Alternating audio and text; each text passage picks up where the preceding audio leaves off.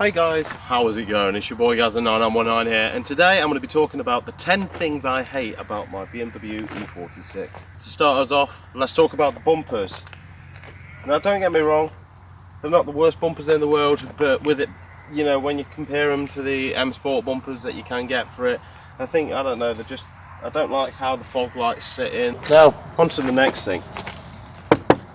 These rear lights, the outside and the inside, from what I've gathered, are made of two different plastics, and the issue with that is this tends to fade on the inside, and these are about £25 per side.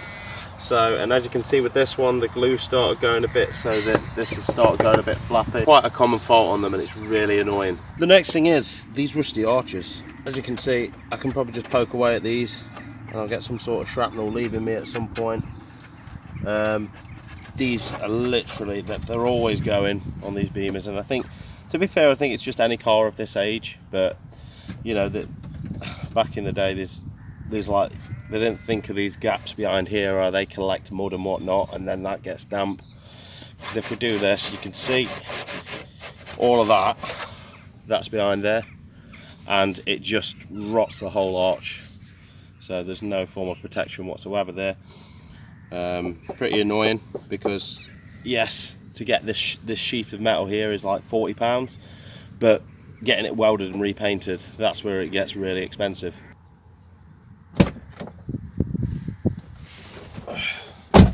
So that's everything outside the car. Let's move inside the car and see what issues we have in here. Right then, so I think the first thing in the cockpit, if you will, that does my head in is the fact that you've got no cup holders in the centre bit. And it's a bit of a 2-for-1, this one, because it's not just the cup holders, it's what they replace it with. How you've got that little thing that goes over the top, it just always breaks on all of them, and it's such a bad design. But you'd have thought that they would have originally just included cup holders. But luckily there is a modification you can get online, I think for about 15-16 quid maybe. You just pop this old thing out and then you put the new one in, and that gives you 2 cup holders. But it's literally, it shouldn't really have been a problem in the first place, in my opinion. I think the even more frustrating thing is it doesn't stop there. There's no cup holders in the back either. You've just got this little storage bit, which I imagine is probably an ashtray, but nobody smokes anymore, so it's not really applicable. I'd rather have a cup holders over an ashtray, even if I did still smoke. And there's no cup holders in the armrest either. It's literally just an armrest. Now, the next thing on the list is the MPG. Now, I know it's a 6-cylinder, 2.2 litre petrol, but it's just a case of like, I'm getting what? Like 26.4 mpg, and that's what I'm granddading about, and it's just, it kills you so much, and it makes me realize how much I took like the 5 Series for granted, because I thought the 5 Series was bad on fuel, because with that being a 2.5 litre diesel engine, but this is so much more thirsty.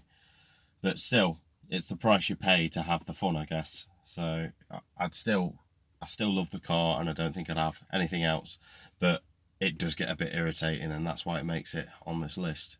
Now, the next thing, I guess you could sort of expect it from a car that has a cassette player, but that is the speaker quality, and it is absolutely horrendous. There's not a lot of bass to it. I'm not going to play any music because you're not going to be able to tell through the recording, but in my opinion, most cars, you know, there's a substantial amount of like oomph behind the bass, and this, it just feels a bit flat. Now, let's have a look at the back seats. And to start off with, for the type of car it is, there's not a massive amount of room in here. You know, where my knees are, there's not a lot of room. My head, there's not a crazy amount of room. It just, for the type of car it is, it just feels a bit compacted. Now, the next thing that does it for me, I don't know if I've been spoiled or what, but I've noticed in the rear, from the center console, the rear end of the center console, there are no fans or electrical outputs. Now, again, in a normal car from 2002, maybe that might be an acceptable thing, but when you think of a BMW, you'd think they'd probably have thought of something like that back then. I mean, it was in the 2006 5 Series I had, so I just sort of think, well, it's not in this one. But I don't know, I just thought that the rear seat passengers would have had at least a bit more luxury. But it's literally bone stock in the back of here, so I don't think whether it was an optional extra in the back or they just didn't do it, I don't know. But either way, it's not really what you'd want out of the back seat of a BMW. Now, the next thing that really rubs me up the wrong way is the fact that these rear seats don't drop. And, you know, fair enough, with it being the saloon, it's got a bit of a more spacious boot because the tail end sticks out a bit more. But for what you're getting in that, you're losing height. So it's just, you can't justify it, you know. Whereas if you can, on most other cars of this era from 2002, you'd have been able to drop the seats, maybe not even flat, but you could fit maybe a washing machine in, something like that, you know. With this, you're really restricted, especially if you go on holiday. I actually find that my partner's Golf is more spacious than this for boot space, and that, back in the day, probably would have been a lot cheaper than this.